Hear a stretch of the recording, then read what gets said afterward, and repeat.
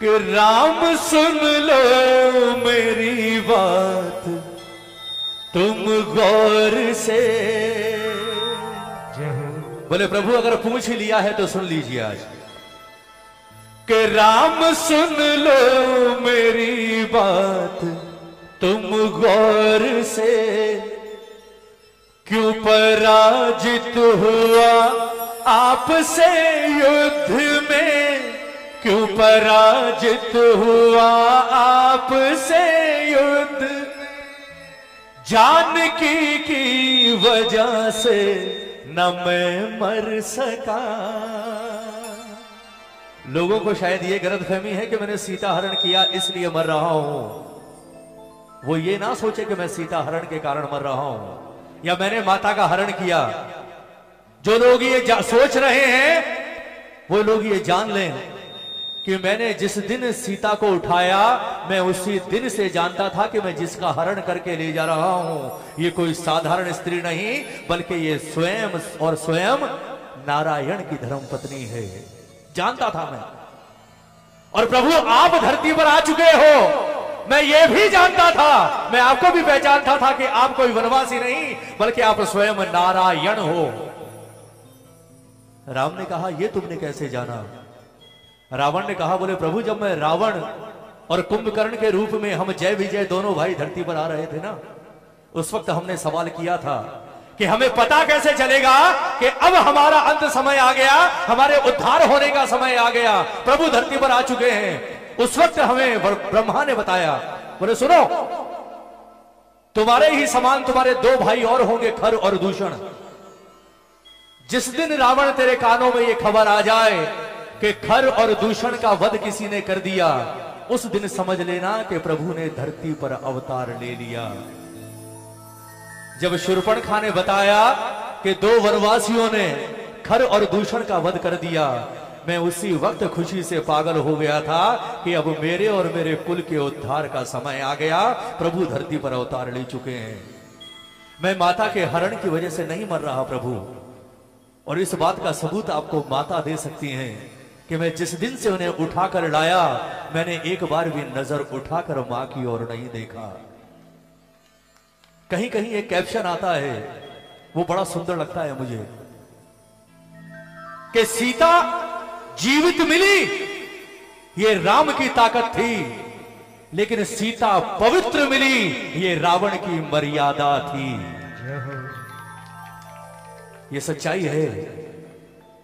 सीता को जीवित पा लिया राम ने कोई बड़ी बात नहीं थी साहब लेकिन सीता सही सलामत इतने समय तक पवित्र रही ये सिर्फ और सिर्फ रावण की महानता और रावण की मर्यादा थी कि उस महापंडित ने कभी भी अपनी लिमिट क्रॉस नहीं की इसलिए महान था रावण। जानकी की वजह से न मैं मर सका। क्यों?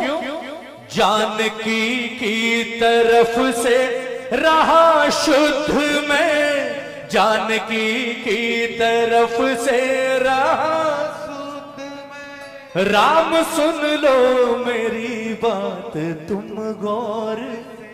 एक बार दोनों हाथ उठाओगे सिर्फ एक बार इसके बाद नहीं बोलूंगा। ये दोनों हाथ किसी के लिए नहीं उस महापंडित शिव भक्त रावण के लिए। दोनों हाथ उठाकर ताली बजाकर कहोगे क्या?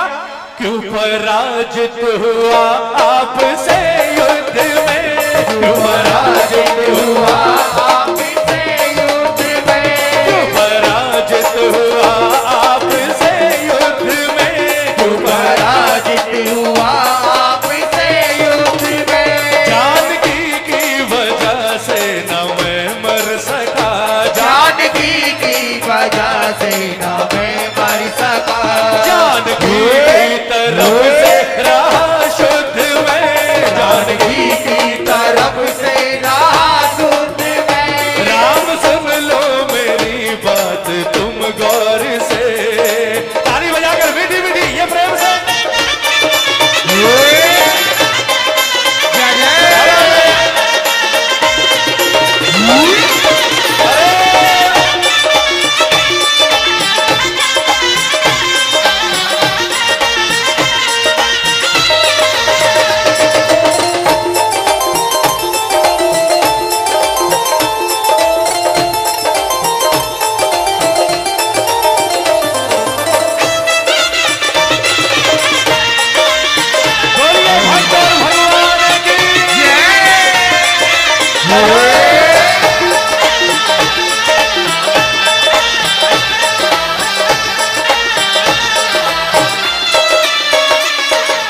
रावण ने कहा, बोले राम आप जानते हैं आप कहीं भी नहीं ठहरते मेरे आगे, कहीं भी। कहां रावण और कहां राम, क्यों? सुनना एक एक शब्द। राज मेरा बड़ा कुल भी मेरा बड़ा, राज मेरा बड़ा कुल भी मेरा बड़ा, बल भी मेरा बड़ा आयु मेरी बड़ी, बल भी मेरा बड़ा आयु मेरी बड़ी। राज मेरा बड़ा कुल भी मेरा बड़ा, राज मेरा बड़ा कुल भी मेरा बड़ा, बल भी मेरा बड़ा आयु मेरी बड़ी, बल भी मेरा बड़ा आयु मेरी बड़ी। और सबसे बड़ी बात, वेद चारों छो शास्त्र कंठस्थ है, वेद चारों छो शास्त्र कंठस्थ है। बोले आप जैसे राजाओं को भी मुझे बुलाना पड़ता है, ताली बजाओ ना, ताली बजाओ। बोले राम कोई समानता नहीं है आपकी और मेरी, क्यों? वेद चारों छो शास्त्र कंठस्थ है, वेद चारों छो शास्त्र कंठस्थ है। ज्ञान में भी बड़ा तुमसे प्रभुत्व में, ज्ञान में भी बड़ा तुमसे प्रभुत्व में। राम सुन लो मेरी बात तुम गौर से, राम सुन लो मेरी बात तुम गौर से। बोलिए साचे दरबार की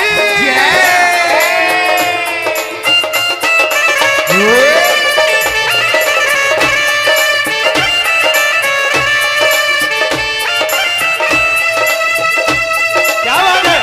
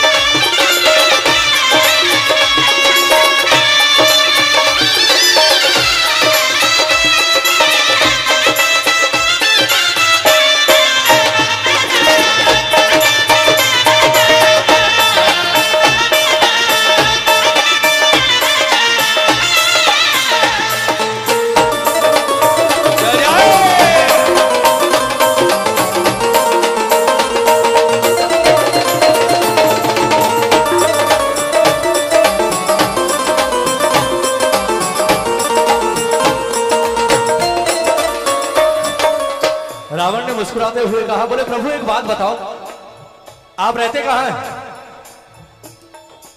राम ने कहा अयोध्या। रावण ने कहा अयोध्या में रहते हैं, पर अयोध्या में कहां रहते हैं? राम ने कहा मेरे महल में। रावण ने कहा, बोले प्रभु जिस महल में आप रहते हैं वो महल किस चीज का बना है? जिस महल में आप रहते हैं राम, वो महल किस चीज का बना है? राम ने कहा कि जिस चीज के सारे महल बनते हैं ईंट पत्थर का, सारे महल ईंट पत्थर के ही होते हैं। रावण ने मुस्कुराकर कहा, बोले ना, दुनिया के महल ईंट पत्थरों के होते होंगे, आप जिसके सामने खड़े हो ये कभी ईंट पत्थरों के महल में नहीं रहा। मेरे रहने और सोने को स्वर्ण महल, मेरे रहने और सोने को स्वर्ण महल। बोले ईंट पत्थरों में तो आप रहे हो राम। हाँ? इस रावण ने अपना जीवन जिस महल में गुजारा है वो ईंट पत्थरों का नहीं बल्कि 100% शुद्ध सोने का है। और वो सोने का महल भी किसी और का दिया हुआ नहीं है प्रभु जिसमें मिलावट हो। वो सोने का महल भी देवाधिदेव महादेव से हासिल किया है। ताली नहीं बजाओगे? सुनना प्रेमियों, मेरे रहने और सोने को स्वर्ण महल, मेरे रहने और सोने को स्वर्ण महल है खजाना मेरा ये अवध से बड़ा है, खजाना मेरा ये अवध से बड़ा। मेरे रहने और सोने को स्वर्ण महल, मेरे रहने और सोने को स्वर्ण महल। खजाना मेरा ये अवध से बड़ा है, खजाना मेरा ये अवध से बड़ा। देवता भी मेरे घर करे नौकरी, देवता भी मेरे घर करे नौकरी। बोले आपका वो कुबेर है ना, धन का राजा, वो कुबेर बोले यहाँ घूमता रहता है मेरे महलों में, मेरे आगे पीछे, ताली बजाओ ना। और वो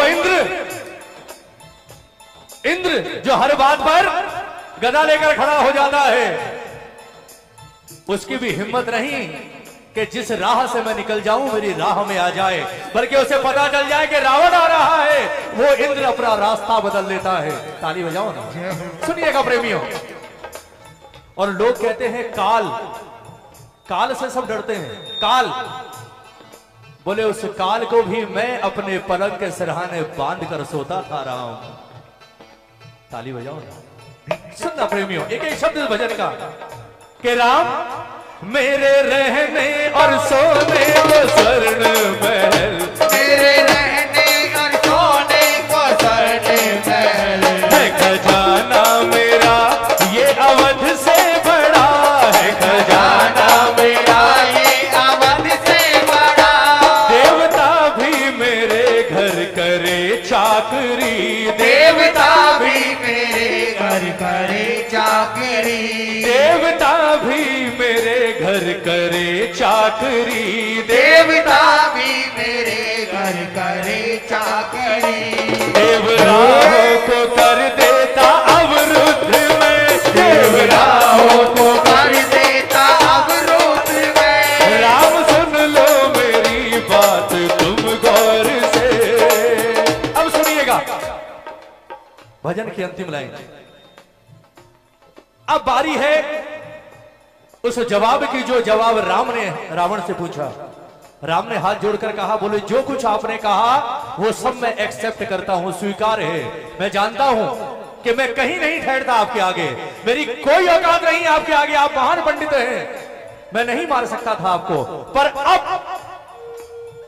वक्त आ गया, क्योंकि अब आपके पास वक्त ज्यादा नहीं है। अब एक बार बताकर जाइए कि इतना सब होने के बाद भी आपसे कहां कोई ऐसी चूक हो गई कि आज मैं आपके सामने जीवित खड़ा हूं और एक वनवासी के बाण से रावण मरने की अवस्था में पड़ा है। सुनना प्रेमियों, बोले अब जवाब दीजिए।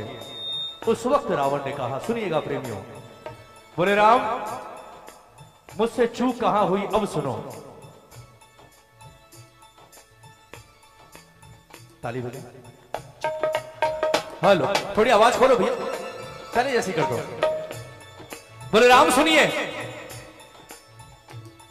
आप कहां आगे निकल गए और मैं कहां चूक गया, ये आज मैं आपको भी बताता हूं और आने वाले युगों के इंसानों को भी बताता हूं कि वो मुझसे आज सिर्फ एक सबक लें कि जो गलती मैंने की अपने जीवन में वो गलती वो कभी ना करें। क्योंकि अगर मेरी गलती उन्होंने कर दी तो वो कितने भी बड़े पावरफुल हो, उन्हें मिट्टी में मिलने से कोई रोक नहीं सकता। एक बार दोनों हाथ उठाओ ना, दोनों हाथ उठाओ। सुनिएगा अंतिम लाइनें हैं भजन की। क्या कारण बताया रावण ने, ताली बजाकर 1 2 3 4।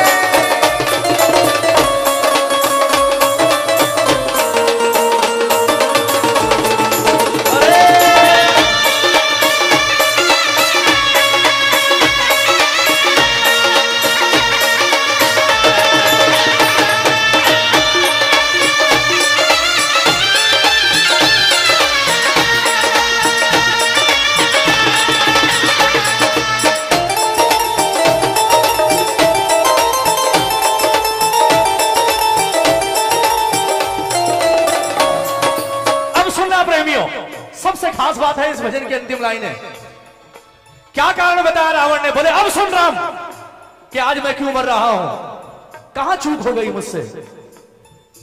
मैंने अपनों को ठुकरा के गलती करी, मैंने अपनों को ठुकरा के गलती करी, मैंने अपनों को ठुकरा के गलती करी, मैंने अपनों को ठुकरा के गलती पर तुम करी। बावरा तुमने अपने लगाए गले, बावरा तुमने अपने लगाए गले।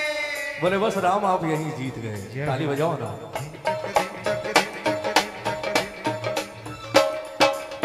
राम ने मुस्कुराकर विभीषण की ओर देखा, मुस्कुराकर कहा, बोले कर दिया काम? बोले ये काम सिर्फ तू ही कर सकता था, क्योंकि राम आप ये कभी जान ही नहीं सकते थे कि रावण की मृत्यु होगी कैसे। ये सिर्फ ये जानता था जो सामने खड़ा है, मेरा अपना भाई। और जिस वक्त इसने आपके कान में आकर कुछ कहा था ना, मैं उसी वक्त समझ गया था कि अब मेरा अंतिम समय आ गया। और मुझे अपनी इस गलती का एहसास उसी वक्त हो गया था।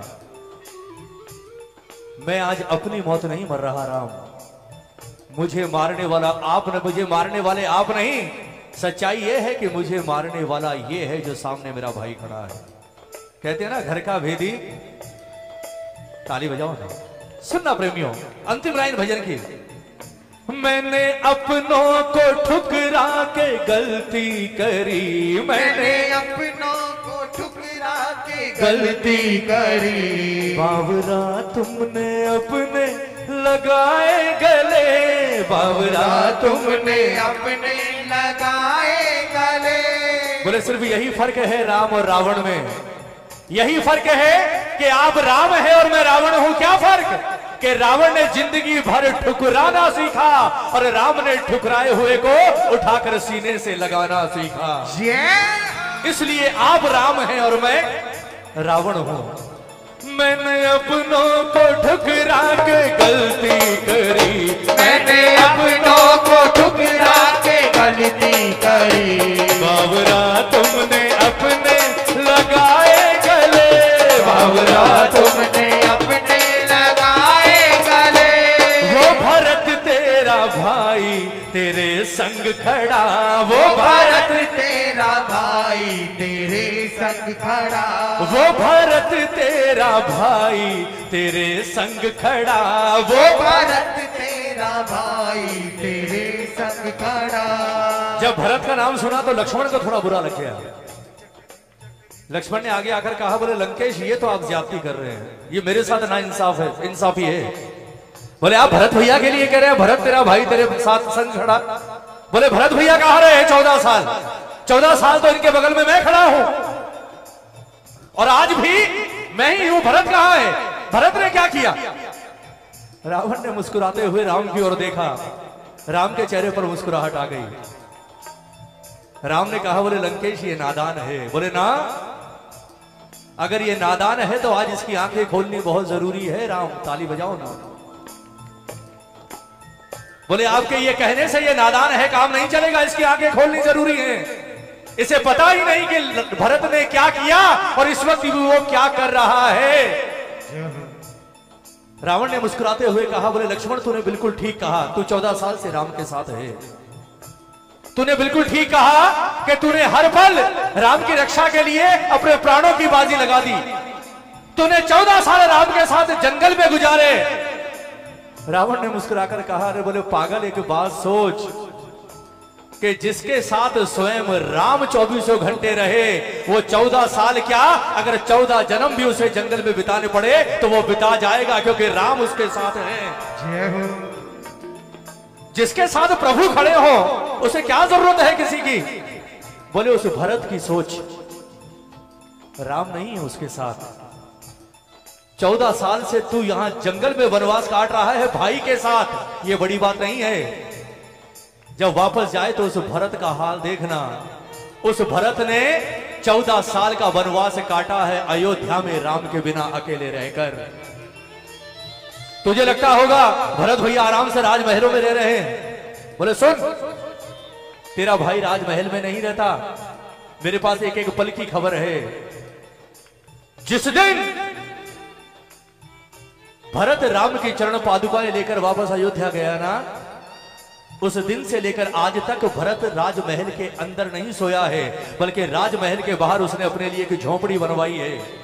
और सुन, उस झोपड़ी में भी तेरा भाई जमीन पर नहीं सोता, तू तो जमीन पर सोता है। वो जमीन पर भी नहीं सोता, बल्कि उसने जमीन के अंदर एक 4 फुट का खड्डा खुदवाया हुआ है, वो उस खड्डे में सोता है। जानता है क्यों? इसलिए क्योंकि वो मानता है कि जहां मेरा राम सोता है, भरत का स्थान कभी उसके बराबर में नहीं हो सकता। भरत हमेशा राम से नीचे सोएगा। अब बता, कौन महान, तू या वो? तूने तो राम के साथ रहकर वनवास काटा है, उसने बिना राम के 14 साल वनवास काटा है। ऐसे ही थोड़ी कहते हैं राम के मुझे भरत से प्रिय कोई और नहीं, उसका बलिदान है साहब। और भाई भी सगा नहीं, सौतेला था। ताली बजाओ ना, ताली बजाओ एक बार। अगर भजन में आनंद आया तो एक बार ताली बजाकर। क्या कहा रावण ने? मैंने अपनों को ठुकरा के गलती करी, मैंने अपनों को ठुकरा के गलती करी। बाबरा तुमने अपने लगाए गले, बाबरा तुमने अपने लगाए गले।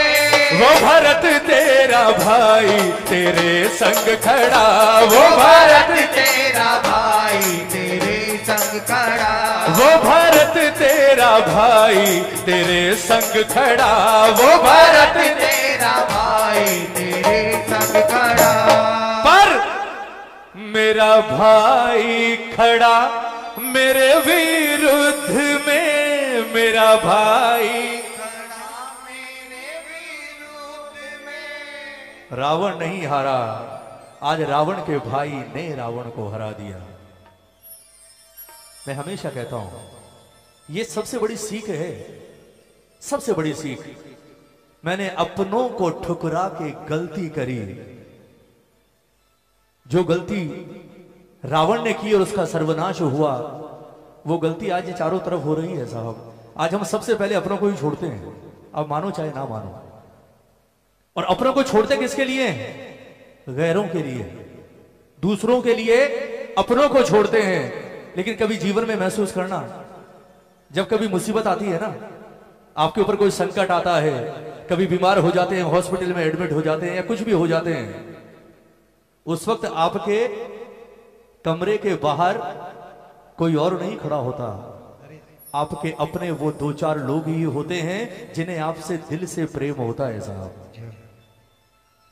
हम बड़ी शान से कहते हैं ना, आजकल तो सोशल मीडिया का जमाना हो गया, बोले मेरे तो 10,000 हैं, मेरे 50,000 फॉलोवर हैं, मेरे 40,000 लाइकर्स हैं। लेकिन सच बताऊं, बात कड़वी है पर सच्ची है। जो 50,000 2400 घंटे आपसे बात करते हैं ना, उन्हें अगर आप कह दो कि यार मैं बहुत बीमार हूं, तो सिर्फ नीचे एक कमेंट आता है, बाबा से प्रार्थना करते हैं आप बहुत जल्दी स्वस्थ हो जाएं। उसके बाद दोबारा कमेंट नहीं आता। दोबारा कमेंट तभी आएगा जब आप कहेंगे कि मैं ठीक हो गया, वापस घर आ गया। उसके बाद उन्हें कोई मतलब नहीं आप जी रहे हैं, मर रहे हैं। उसके बाद अगर मतलब होता है तो आपके परिवार के 4 लोगों को होता है जो आपकी देखभाल करते हैं साहब। यही बात कही रावण ने कि मैंने एक ही सबक लिया कि कभी भी गैरों के लिए अपनों को ठोकर मत मारना। मैंने अपनों को ठुकरा के गलती करी, बाबरा तुमने अपने लगाए गले। वो भरत तेरा भाई तेरे संग खड़ा, वो भरत तेरा भाई तेरे संग खड़ा। पर मेरा भाई खड़ा मेरे विरुद्ध में, मेरा भाई मेरे विरुद्ध। राम सुन लो मेरी बात तुम। ये कहते हुए रावण ने अपनी आंखें बंद कर ली। राम ने अपना हाथ रावण के सर पर घुमाया और कहा कि अब आपका स्थान यहां नहीं, अब आपका स्थान मेरे धाम में है। आराम से जाइए, अब आपको कभी कोई विपदा परेशान नहीं कर सकती। भजन अच्छा लगा हो, एक बार तालियां उसके लिए होनी चाहिए जिसने ये लिखा है। तहे दिल से धन्यवाद आप सबका कि आपने इतने प्रेम से इस भजन को सुना। और सच बोलूं, आप कुछ भी कर लीजिए साहब, कितना उछल लीजिए, नाच लीजिए, कुछ भी कर लो, पर अगर कीर्तन की बात करो तो कीर्तन तो यही है जो अब आप कर रहे हो। कीर्तन तो यही है,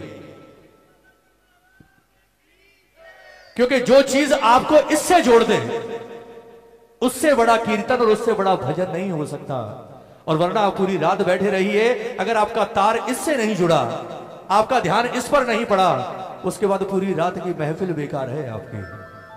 मैं सच कह रहा हूं, मैं तो हमेशा कहता हूं, देखो दुनिया का कोई भी भजन गायक की गारंटी नहीं ले सकता कि वो आपको इससे जोड़ेगा। लेकिन अगर 2-4 घंटे का कीर्तन होता है ना, उस 2-4 घंटे में चाहे 2 मिनट ही सही, एक वक्त ऐसा आता है जब ये साक्षात दरबार में बैठकर आपको देखता है। वो वक्त ना आपको पता है ना मुझे पता है।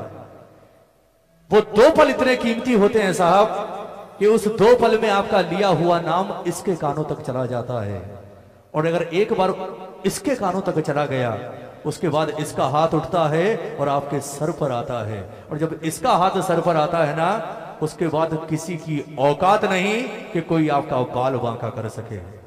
इसलिए मैं कहता हूं, कोशिश किया कीजिए कि बाबा 2-3 घंटे में सिर्फ 2 मिनट ही ऐसे दे दे कि मेरी नजर तो 3 घंटे से तुझ पर है, लेकिन वो 2 पल तेरी नजर मुझ पर पड़ जाए तो मेरा और मेरे परिवार का जीवन सफल हो जाए साहब।